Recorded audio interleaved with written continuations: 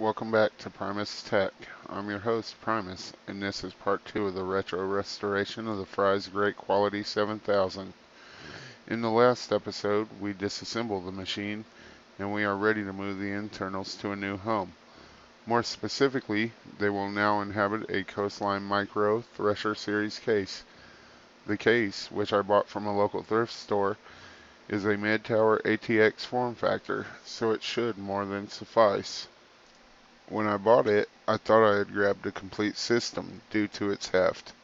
Later, after getting it home, I found that its motherboard, processor, RAM, and hard drive had been removed prior to it being donated. It did, however, come with 2 optical drives, one of which is a DVD burner. It also has a floppy drive, which I am planning to keep in the case, and a zip drive which will be removed so that its slot can be used for a USB and audio front panel, as this particular case did not include one. However, what appeals to me most is the fact that the entirety of the components in the case are all beige. Now, taking a look at the side, we will see that there are vent holes both in the top and the bottom to assist in keeping the case temperature down.